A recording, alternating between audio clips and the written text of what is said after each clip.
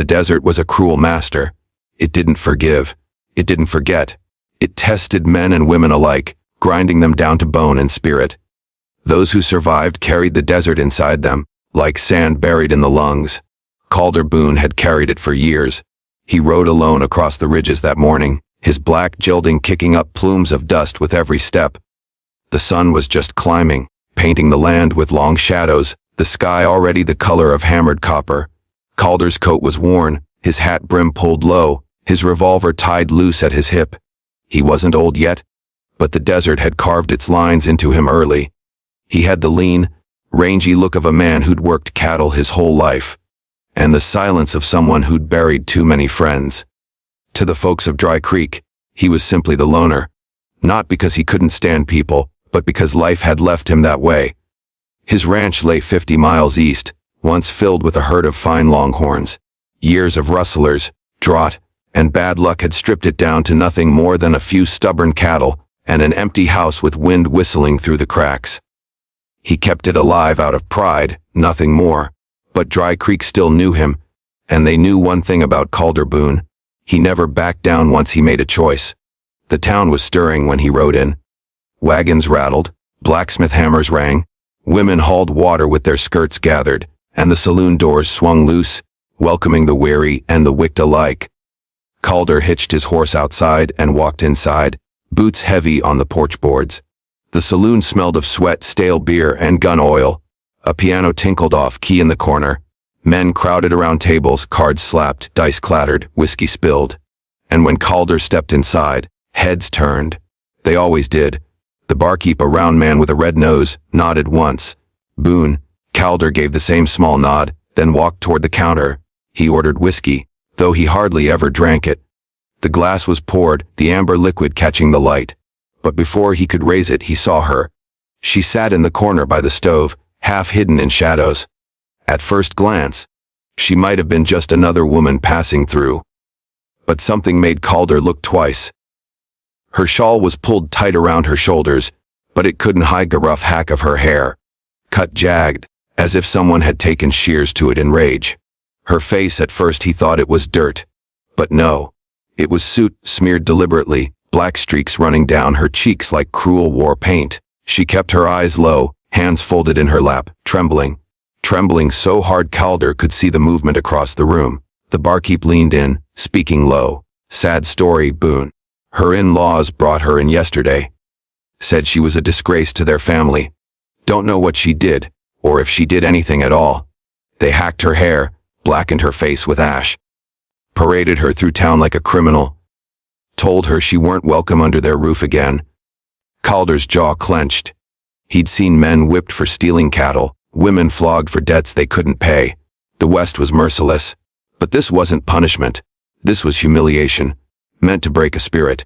He pushed his glass aside, untouched, and rose. Every bootstep across that saloon was heavy, like the ticking of a clock before judgment. Men stopped their cards, voices hushed, and the piano player faltered to silence. Calder came to stand before her table. She lifted her head slowly. Her eyes, blue, or maybe green in the dim light, met his, and in them he saw the whole story, terror, shame, but also something else. Something that hadn't been killed yet. Calder spoke, his voice low, steady, carrying across the silence. Get your things. You're coming with me. The saloon froze. A match burned down to nothing in someone's fingers. The woman's lips parted, but no sound came out. She shook her head faintly, as if she couldn't believe he meant it. Then the door slammed open. Her in-laws walked in, 3 of them, thick, shouldered ranch folk with fists like mallets and hearts like stone. The leader, a broad brute with a red beard and mean little eyes, grinned when he saw Calder. Well, Boone, didn't know you had a taste for scraps. The saloon chuckled nervously. Calder turned slightly, resting his hand near his Colt. This ain't your business anymore. The brute spat tobacco juice into the sawdust. She's family. Always will be. You don't meddle in family matters, Boone. Calder's eyes narrowed. Family don't cut a woman's hair with sheep shears. Family don't smear her face with ash and drag her through the dirt. The brute's smile twisted. You planning on taking her, then? Calder's hand twitched closer to the gun. His voice dropped to iron. I already have. The room went still. Men leaned back in their chairs, hands inching toward their own holsters, just in case. The brute's hand darted to his hip, but Calder was faster, always faster. His Colt-cleared leather in a blur, hammer cocked, muzzle steady. The brute froze, his fingers brushing steel but too late to draw. You touch that iron? Calder rasped. And you'll die before it clears leather. The brute's brothers shifted, eyes darting. But they'd seen Calder fight before. They knew what happened to men who pushed him. After a long silence, the brute cursed, backing away. His eyes burned holes into Calder. This ain't finished. Boone, she's marked. And so are you. They stormed out, spurs clanging, leaving tension hanging like smoke. Calder holstered his gun slow, then turned back to the Moomin. She hadn't moved. Tears streaked through the ash on her face. Why? She whispered. Calder's voice softened, though it still carried that rough desert grit. Because no one deserves to be left like that. He held out his hand. It was big, scarred, the hand of a man who'd built fences, broken horses, buried friends. For a long moment, she stared. Then, with trembling fingers, she placed her hand in his. They rode out before sundown. She sat behind him on the saddle, clinging tight as the desert wind tore at her. Calder didn't ask her name until they were far from town. At last she whispered it, as if testing the sound again. Evelyn. Calder nodded once. Evelyn, he repeated, grounding it in the silence. The desert stretched ahead. Calder knew her in-laws would come. Men like that didn't forget slights. But he also knew he'd made a choice, one he wouldn't walk back from. Not now. Not ever. And as the sun dipped red into the horizon, Calder Boone, the loner rancher with nothing left to lose, rode into the gathering dark with Evelyn, the woman who'd had her dignity stripped but not her spirit broken. The West was cruel. The trail ahead dangerous. But a bond had been forged in that dusty saloon, one that would soon be tested by blood, fire, and the unforgiving desert night. The desert wind was sharp at dawn, dry as old bone. Dust carried on it, stinging the skin, whispering across the sagebrush. Calder Boone rode with Evelyn behind him, her small hands clutching his coat as the horse's hooves drummed steady on the hard, packed earth. Neither spoke much. Out here, words wasted breath. Out here, silence was the language. But Evelyn's thoughts screamed louder than the coyotes in the distance. She had been nothing more than property for years. Her late husband's family treating her as a mule to be worked, not a woman to be cherished. When he died, she thought maybe freedom might come. Instead, her in-laws shackled her tighter, blaming her for everything that went wrong: the drought, the dying cattle, the debts, and then, yesterday, the shame ritual. Her hair hacked, her face smeared with ash, paraded like a sinner. But Boone, this loner rancher, this man whose eyes looked like they'd seen hell and rode back out, he had stopped it. And when he'd said those words in that saloon, "You're coming with me," something inside her had lit that she thought long dead. Still, fear gnawed at her. She knew her in-laws. They wouldn't stop.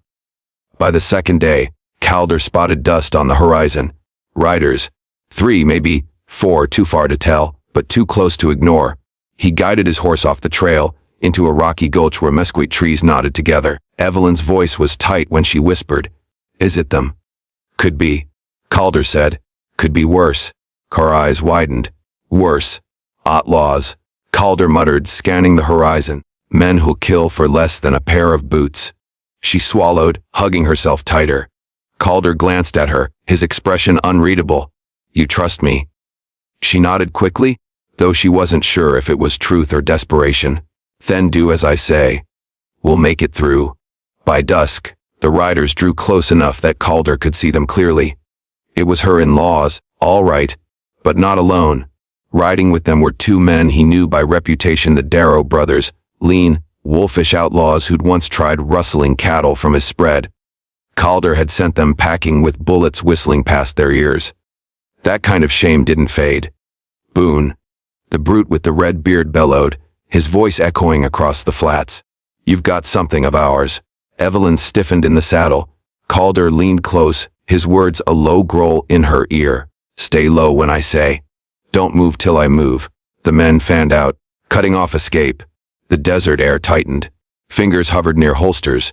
Calder's voice rang out, flat and cold. "She ain't yours." "Not anymore."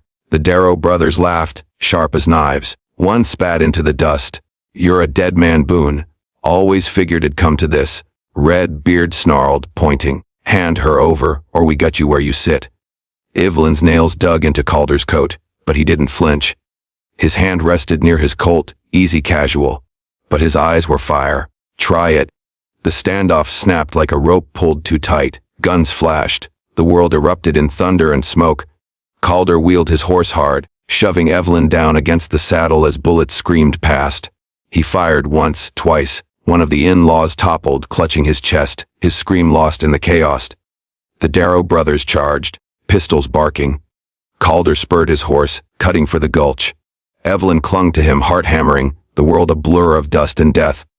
They reached the rocks, diving for cover. Calder dismounted in one fluid motion, hauling Evelyn down with him. His shoulder burned. He'd taken a graze, but he ignored it. He shoved her behind a boulder. "Stay," he barked. Then he was gone, moving like a shadow. Gunfire cracked, echoing off stone. Calder's Colt spoke, cold and steady. One of the Darrows cursed, dropping to a knee, blood darkening his sleeve. The other shouted, circling wide. Evelyn pressed against the rock, tears streaming. She wanted to scream, to beg him to stop, but something held her back. Boone wasn't just fighting for himself. He was fighting for her, and she wouldn't, be the reason he fell. The fight raged until the sun bled red across the horizon. In the end, the survivors fled, dragging their wounded with them, curses echoing. Calder staggered back to Evelyn, blood staining his side, his breath ragged. She caught him as he nearly fell. "You're hurt. Not dead," he rasped, managing a thin smile. She pressed her forehead to his chest, sobs breaking loose. Why risk your life for me?" Calder lifted her chin, his eyes fierce even through the pain. "Because no one risked it for me. And I'll be damned if I let them break you." They pressed on, deeper into the desert. Nights were cold, days blistering. Food grew scarce. Calder taught her how to shoot, his hand steady on hers as she held the pistol. At first she trembled, but by the third night she could hit a bottle on the fence post with her second shot.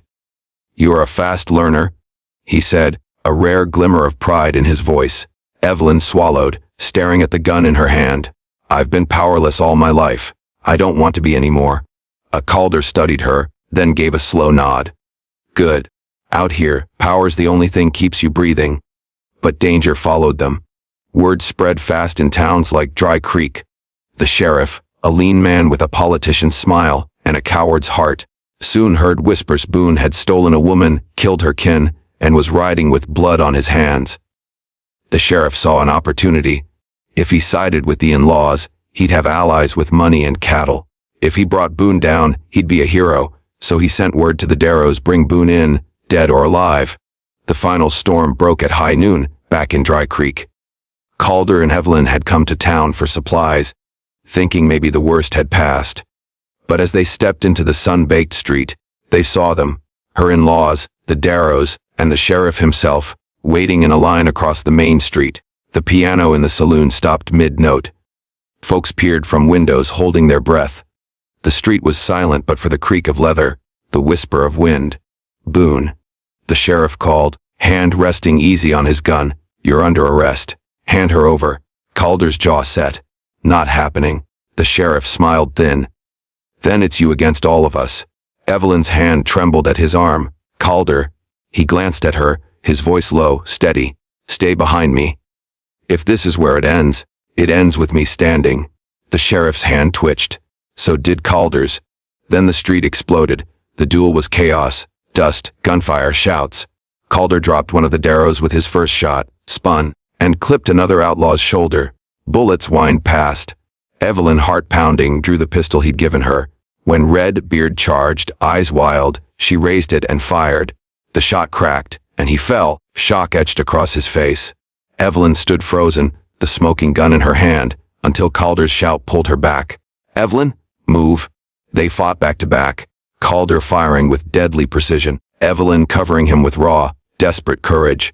The sheriff finally drew, but Calder was faster. His bullet slammed into the man's chest, dropping him in the dust, and then silence. The street lay littered with bodies. The survivors fled, scattering like rats. Calder stood in the center, chest heaving, blood on his shirt. Evelyn at his side, gun still in her hand. The townsfolk stared, whispered, but none stepped forward. At last, Calder holstered his gun. He looked at Evelyn. She looked back, trembling but unbroken. "You're free now," he said. She shook her head, tears in her eyes. "No, we are." They rode out of Dry Creek that evening. The sun bled into the horizon, painting the desert gold. Calder Boone, the loner rancher who'd once had nothing left, rode with Evelyn, the woman who had been broken but refused to stay down. The desert was cruel. The West was merciless. But together, they were something stronger. And the words that had begun it all still echoed in the silence of the plains. "You're coming with me,